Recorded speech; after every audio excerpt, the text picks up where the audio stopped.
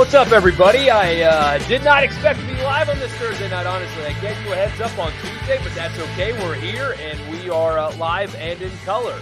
Appreciate you guys hanging out. As always, we're going to talk some football tonight, as you can imagine. Ole Miss, Vanderbilt, Mississippi State, Auburn. Just 2 days from now, we will have, you would think, the result in both games. Now, if 2 days from right now, from this exact spot, the Ole Miss Vanderbilt game is still up in the air, then there are some questions to be had. But yeah, this time, 48 hours from now, we should have a couple of results. So let's talk about those two games tonight, kind of like a final preview that I'm going to do with you guys. Of course, you know, we'll talk about them more on the radio show tomorrow. If you guys are listeners of that, we will do that then as well. But just a quick what to watch for. I've got one for each game, and then I want to go to you guys for the rest. You know that already. Yeah, you guys drive the conversation. I do have one thing that I'm looking for in particular with each of these games, and then we'll get to your chat. So please not follow. I guess you can follow on YouTube, but like the video, subscribe to the channel, hit the notification bell. Not planning on doing anything special on Saturday night. It will likely just be Sunday as usual. I don't think there's any reason to do post-game recaps for these games this weekend. If something changes, then we will certainly do that. But in the meantime, like, follow, subscribe, all that good stuff. I appreciate you being here, and let's talk football.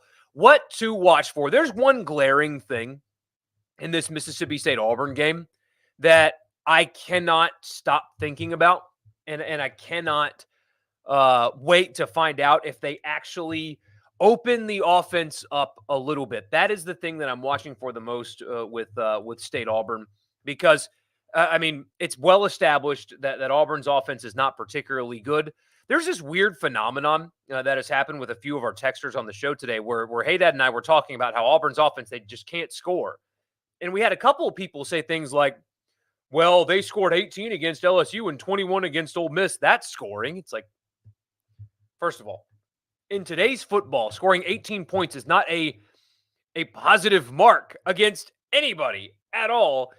Scoring 18 points is not a good thing. But also, if you watch the Ole Miss game, you know that midway through the fourth quarter, when Ole Miss put the game away, Auburn had 160 yards and 5 total first downs. They had like 13 yards in the third quarter alone. It's a bad Auburn offense. They cannot score. Now, Mississippi State's offense has not demonstrated the ability to do anything other than that either. It's kind of going to be a bit of a rock fight here. So I hope that Zach Arnett and Kevin Barbay try to open things up a little bit, because frankly, I didn't like Arnett's reasoning last week for why they were so conservative on offense against Arkansas. He kept talking about, well, the defense is playing so well, you don't need to take risks. But isn't your defense playing well a great reason why you should consider opening things up and putting games away? Because they're playing so well, you don't have to worry as much about winning the field position battle when Arkansas only got 3 points off of a turnover that ended up deep in their own territory. But like not going forward on fourth down and plus territory because your defense is playing so well. Well, your defense is playing so well. Let them get you the ball back and keep taking risks, especially when Mike Wright was 8 of 12 passing. It's not like he was grossly incompetent against Arkansas. They need to show more. You're not winning this game with 7 points. You're not going to win another game with just 7 points. Conservatism worked last week, and you got lucky. You know, you take wins whenever you can get them. Wins are wins, all that. I argued that, in fact. Just enjoy wins. You take them where you can get them, but you're not going to win like that again. They need to open things up a little bit. They need to let Mike Wright throw it around a little bit. They need to be more creative with him in the running game. Openly talking about being conservative cannot be something that happens in the postgame this week. So that's what I'm looking for. That's what I'm watching for State. And Auburn is just that. It's conservatism with the offense. On the other side, Ole Miss Vanderbilt, what am I watching for? How they start. And this is going to be a game that's probably going to be tough to get your team to get like really jacked up for and ready to play. But you would love, considering what's coming and considering the health situation with Ole Miss. They are, knock on wood, they are very, very close to being back to 100% as an offense. Jordan Watkins is really the only guy, again, knock on wood, that is ailing at the moment. And there's been some talk about him possibly being, much more useful and effective by Texas A&M. So, um, uh, how can you start? Can you get out of the gate fast, and then can you start resting some guys? Can you get some meaningful reps for Aiden Williams, for example? Can you get some meaningful reps for uh, Riscano, your running back, the freshman that you brought in? Can you get a lot of meaningful snaps for guys that you haven't really given that opportunity with this year? Can you rotate your offensive line some, that kind of stuff? Because Texas A&M and Georgia are on the horizon. Those are really, really talented football teams. And for all the talk about Jimbo Fisher and about to get fired and how bad they are, that A&M team is certainly talented enough to come to Oxford and beat Ole Miss. Don't kid yourself. They are absolutely talented enough to come into Oxford and do that. So can you get up early? Can you take care of business and take the helmet of Trey Harris and Jackson Dart and Quinshon Judkins and Ulysses Bentley and not play Jordan Watkins at all? That's, if I were them, I wouldn't play him at all. And can you just get out of there with an easy, comfortable win? That's the only thing I'm really watching for with Ole Miss and Vanderbilt. That, truthfully, I know it's one of the two teams that we cover, but we haven't spent a whole lot of time on this game on the radio show this week because it is not an interesting football game. There's nothing compelling about it. It's just the next one, which, we'll watch, we'll talk about it, all that. But the only main takeaway here is health, I think, from Ole Miss. Win close, win big, just be healthy coming out of this week, and preferably play your starters very minimal snaps. And if you lose, it's a disaster of epic proportions. So that kind of totally changes everything that you think about this season should they lose this game. But that's what I'm watching for, is their start. If they're clean, if they can get their guys off the field and get to A&M and Georgia healthy. So we'll get to your comments, your chat for the next 20 minutes or so, and then we'll call it a weekend. Good evening, Luke. Glad to see you, man. Welcome in. Ole Miss going with powder blue helmets, red tops, and gray for pants. That's a really good uniform look. I think their best, though, is powder white. I think that's their absolute best look, but it's a good look. Does Lane entertain any offers this year like he did with Auburn last year? You hope he doesn't. Well, what jobs come open? I do expect he will handle it differently this time. But no, as we sit here today, I don't think a job is going to come open that there will be mutual interest. I don't think A&M is going to be interested in him. I don't think Michigan is either, for different reasons. Not that he's not a really good coach that they should want. I think that those two places hold themselves in too high a regard to deal with somebody like Lane Kiffin. He's marches to the beat of his own drummer, and Ole Miss puts up with it. I don't know if these other places would, but and it's even deeper than that. But as of right now, it doesn't appear that there's a job that's going to come open that you should worry about at the moment. So, do I think State can beat Auburn? Absolutely. I think that they can beat Auburn. So, when you're looking at Auburn's offense versus State's defense's weakness is the secondary. Arkansas couldn't exploit it because they can't protect Jefferson enough. And frankly, he's been kind of bad this year, even with protection. And they don't have the receivers to exploit that either. Auburn is the same way. They don't have the consistent quarterback play to test that secondary, and they don't have the wide receivers that scare you. So State, if they are good in the front six again, then they should have success on defense despite not performing well all season until last weekend. I am concerned a little bit about run defense for State. Thorne's actually a really good runner as well. It's not just Ashford. They both are effective with their legs, and Hunter's a pretty good back. Where I'm concerned is Mississippi State's offense. Like I said before, I am concerned that if they go too conservative again, they won't be able to move the football. This Auburn front is quite good, frankly. I mean, they're good in the front six. Maybe not so much in the back end, but they're good in the front six, and it is a road game. So, yes, they can win. Absolutely, they can. I think the key, though, is to avoid busted plays and open the offense up a little bit. Let Mike Wright throw it around some. Maybe take a risk on a 4th and short and plus territory. Go for it one time, please. And don't take a delay of game penalty and back yourself up just to punt it away. Yeah, they've got to drop the conservatism a little bit, but if they do, if they open things up a little bit, I absolutely think that they can win this game for sure, 100%. Well, now what if Ole Miss wins 52 to nothing? Any rapid reaction for that scenario? No, still no. No. Odds on Arch Manning playing for Texas this weekend. Calling it now, Texas takes down or Kansas takes down the Sooners. That would be fun. Um, no, I don't expect Arch to play much. I think the college football world is going to be awoken to Texas's backup quarterback that is an Arch Manning and how good he's going to be when Ewers is done.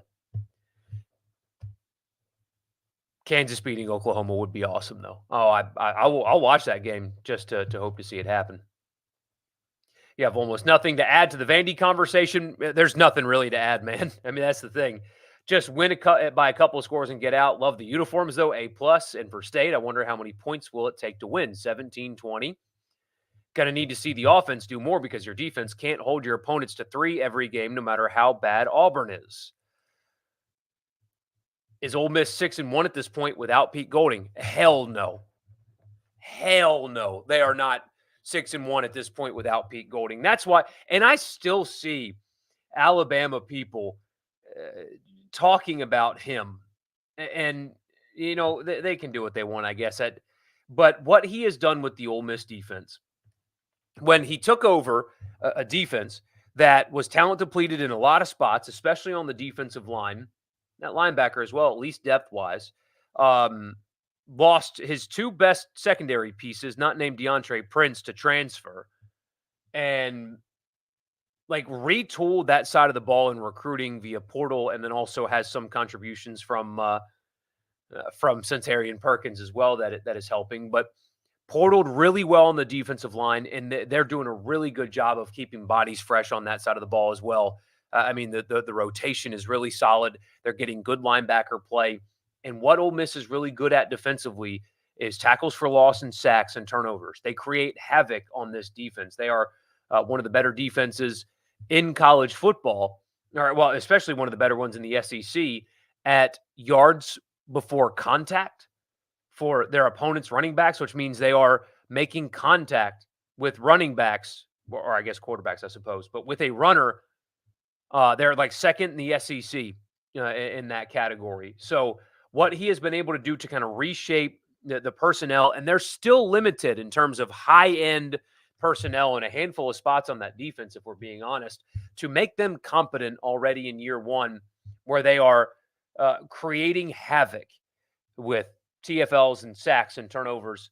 The return on that investment is already showing up. And this is what we talked about all offseason. People dissenting on that decision were simply just wrong. They were projecting narratives on a situation that they knew nothing about. He was a clear upgrade from Chris Partridge. You're seeing it in recruiting, but you're seeing it in scheme and on the field. It is very clearly a group that needs to get better. I think that they are lacking, it's obvious to anybody. They don't have a high-end pass rusher. They can be better at linebacker. They're certainly not bad, don't get me wrong, but they can be better there. They can be faster in the back end of the defense. Pete Golding has been really, really, really good so far for Ole Miss. The visor that he wears on the sidelines is one of the ugliest things I've ever seen, though. I mean, what the hell is that thing?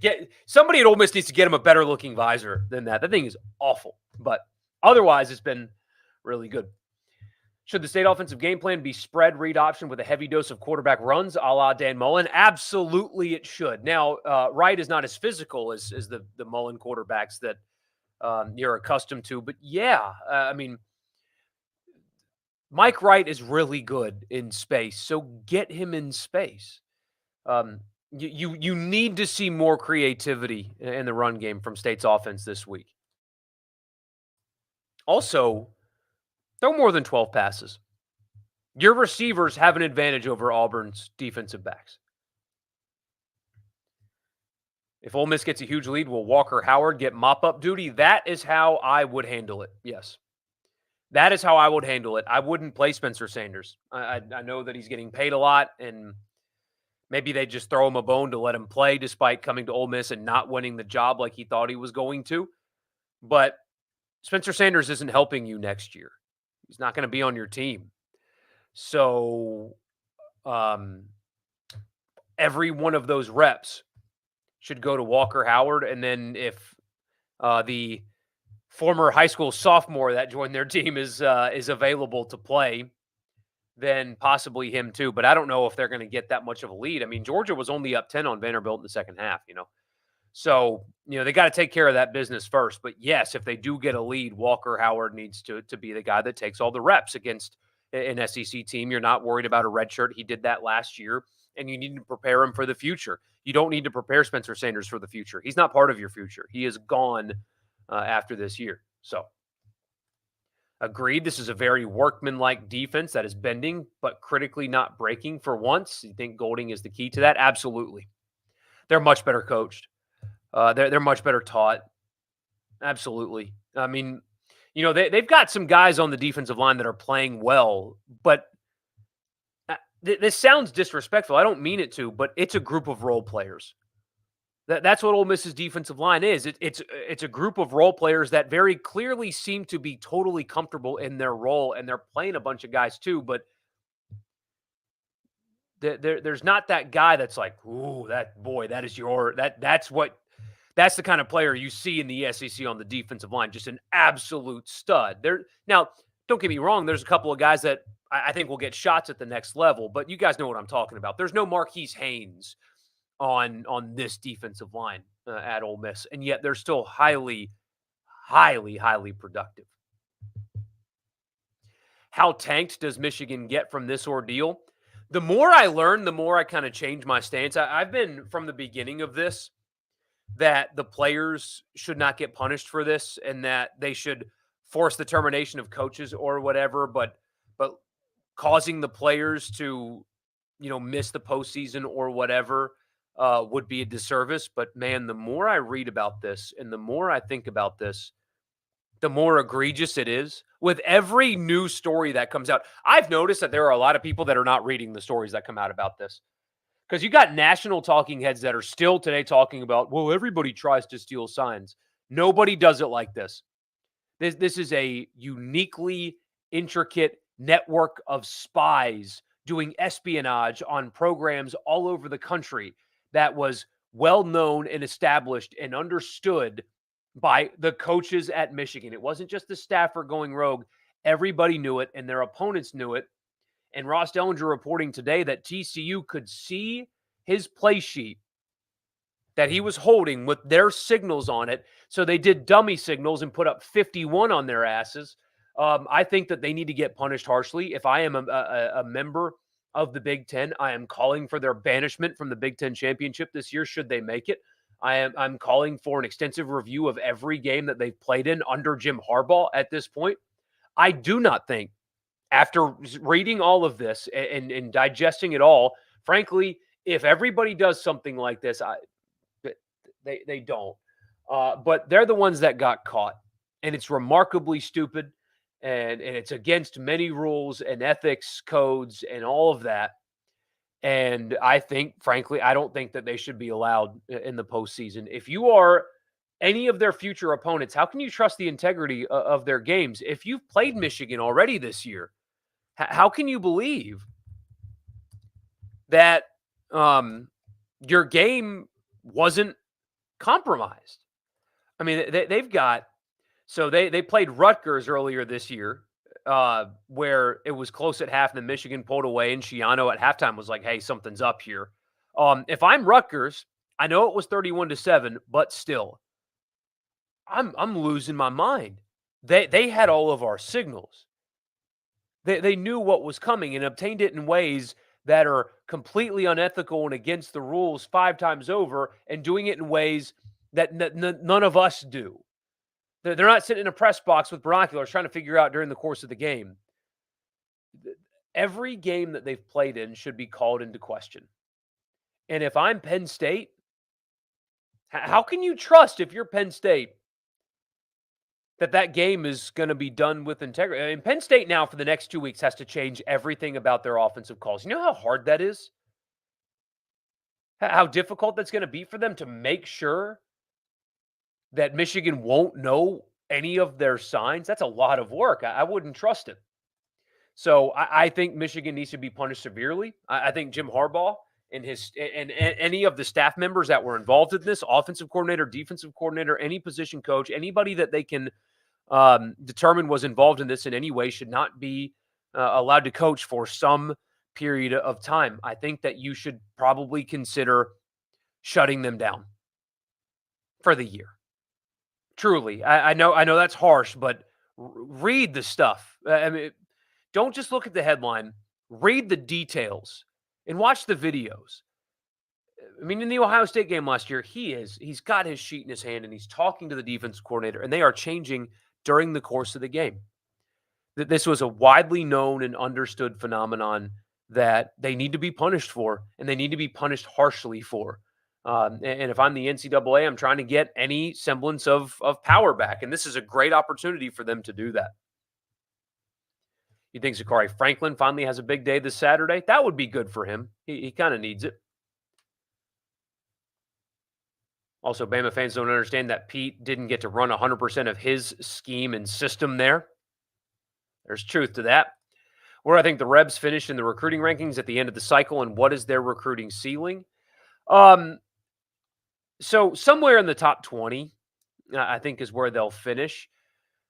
And that's probably where their quote-unquote ceiling is, because I do think that they will, even if they reduce the number, I still think they're going to sign more portal guys than most typically. So just the high school recruiting rankings, I don't think are going to reflect talent acquisition. Because, for example, what is Trey Harris worth to that roster? What is he worth to the roster? What is Ulysses Bentley worth to that roster? Trey Harris is a 5-star, for sure. That's a 5-star player. They didn't sign him in a recruiting class. And his portal ranking probably wasn't that. I don't remember, but I would be shocked if it was. That's a 5-star player. So I think the recruiting rankings are going to be inherently flawed because of the portal. Because, again, Ulysses Bentley's a 4-star player. He wasn't out of high school, and that's not what he was as a transfer, and he doesn't count in the rankings when they sign him that way. Caden Prescorn, that's a 4 or 5-star player, you know? So what is that roster building, and how we look at it from a rankings perspective is different now. Does Harbaugh get canned? I think he should. Thank God Michigan didn't win the national championship game last year. Yeah, shout out to TCU for being savvy enough to screw with them to make that happen. You agree Michigan should drop out of the top 25, postseason ban, et cetera? Yeah, I hate it for the kids, but I am at the point now where I think that that's what needs to happen to them. I do.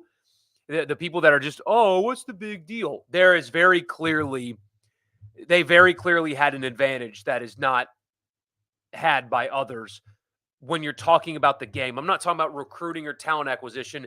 In the course of the game, they did something against the rules that gave them a significant advantage on the field in X's and O's to the point where it directly impacted the outcome of games.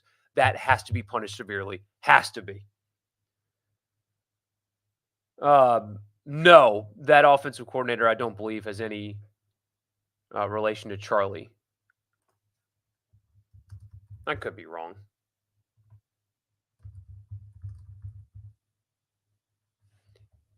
Yeah, the names are spelled differently. I just Googled it to confirm. Yeah, names are spelled differently. So, Ole Miss needs all red uniforms with a red helmet with a powder blue numbers and lettering. A lot of people won't like that. I'm with you, though. I kind of want to see what that looks like in concept. Trey Harris is worth it all. Exactly. See, but he didn't count in the recruiting rankings, did he? But what is he worth to this team, you know? So it's a very different thing. If Ole Miss didn't have Ulysses or Trey, they wouldn't be near 6-1. I agree completely. But they are in large part because of those guys. You know, I mean, even Jeremiah Jean-Baptiste, what is he worth to that team? He was really good against Auburn. He had a pass breakup in the LSU game that probably prevented a touchdown there at the end of it. Maybe he's not a guy that you think of that's a game changer on this team, but he didn't count for anything when they signed him, and they use him a lot. Kari Coleman, they used him. They use him a lot, and he didn't count for anything. So it's just totally, totally, totally different now. So 11-1, you're back. Hey, still possible. Very curious to see what Georgia looks like this weekend without an elite Brock Bowers. I saw Josh Pate say, and I don't necessarily disagree with him, that so often when a player like him goes out, a guy steps up that you don't expect and has never shown the high level ability that he has, and gets thrusted into a situation and plays above what you thought his head was. I think that is very much diminishing what Brock Bowers is. I don't think he is your typical Georgia player or any player, really. I think that he is by far the best player at his position in the country. I think he's special. Jalen Carter was special at Georgia. They replaced him with a very, very, very good player. Like, Georgia's still really freaking good and dominant on the defensive line, but they don't have a Jalen Carter. They could be really good at tight end. They don't have Brock Bowers, though. He's special. He's unique. He's a takeover player. He's a game changer, is what he is. So we're about to see what things are like without him on Saturday. And it's probably still going to be fine. But I'm not convinced that you're going to see Georgia not miss a single beat without him. You're not saying Vandy wins, but 24.5 is a ton of points. 41-17 doesn't cover. Exactly. And Ole Miss could probably sleepwalk through this game. And in fact, I wouldn't be surprised if they do. I wouldn't touch the spread here if it were me. Wouldn't do it. Do I think they revise the overall market for NIL, the people in charge, that is? No, I don't. I mean, what can they do? You're going to cap the earning potential without collectively bargaining? It's against the law, isn't it? There's at least some legal ramifications for that anyway. Hopefully Ole Miss can get in on Brady Prieskorn's recruitment. They better be tampering like hell with that Michigan roster. Apparently Kentucky's locker room is toxic. Hammer the Vols on Saturday. Their quarterback is so bad. Yeah, that's kind of my surprise of the SEC this year, is him not being worth a damn, honestly. I mean, he was really good when he was healthy at NC State. Just hasn't worked to this point at Kentucky. I'm really surprised by that. You can see Georgia dropping a game to Missouri or Ole Miss. Certainly could. They now have a tough little stretch, does Georgia, with Florida and Missouri and Ole Miss and then Tennessee. That's not easy. If Dart comes back, do I think there's any movement in the quarterback room besides Sanders? As of this moment, no, I don't. I think that Howard would stick around and Simmons possibly, I guess, could transfer. But no, if Dart returns, I think that it would just be Sanders that would bolt as of right now. Invite the Michigan players to the Oxford IHOP. That's exactly what I would do, honestly. That would be the first day. If I'm Lane Kiffin and he somehow gets a Michigan transfer, I'm taking him to IHOP and I'm tweeting out a picture of him. Did I see where that Auburn writer accused Jonathan Hess of cursing out the student section? What about that crap show? Yeah, it was a student, I guess the editor of the student newspaper. I would hope that somebody in the department would have given her a lesson on reporting. And if you're sharing a video where what you're describing happened is not in the video, that's not good. You shouldn't do that. If you're going to accuse him of a bad thing and include a video to try to prove your point and he's not doing said thing in that video. Also, you shouldn't be a reporter if you're that emotional about the outcome of a game. Now, there are people that have been reporting on teams that are extremely emotional in their middle ages as adult men, but No, I mean, that should be a lesson learned, and if you're gonna be a reporter, you can't be emotional like that. I mean, that can't be something that you do. But real reporting's kinda going away, so what do I know? I'm just an opinion guy anyway. Imagine it, the press conference if Eli beats Georgia. Oh god. Really listen to guys like Pate about this stuff. They'll say that about Georgia having a guy you wouldn't expect, but if teams are like Ole Miss had a 4 or 5 star backup, he'd be slamming the panic button after their star guy goes down. Yeah. I mean, Georgia's got a roster that's different than Ole Miss's for sure. There's no denying that. There's no doubt about it. But I think diminishing Brock Bowers' impact on that team. Without Brock Bowers, I think they lose the Auburn game. I mean, I guess maybe they can scheme it differently or whatever, but he, as a non-quarterback, took over that game and won it for Georgia. Like, you can't ignore that. He was absolutely beyond special that day, and he's absolutely beyond special as a player.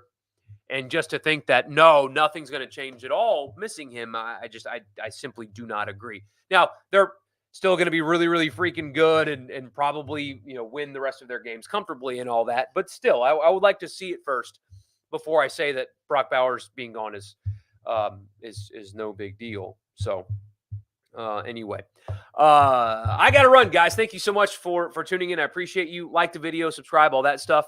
Will not do anything Saturday night, but I will be back with you guys on Sunday. Sunday, we'll call it 8. Sunday at 8. I'll see you guys then. Y'all have a great weekend. Enjoy your football, and I'll talk to you on Sunday.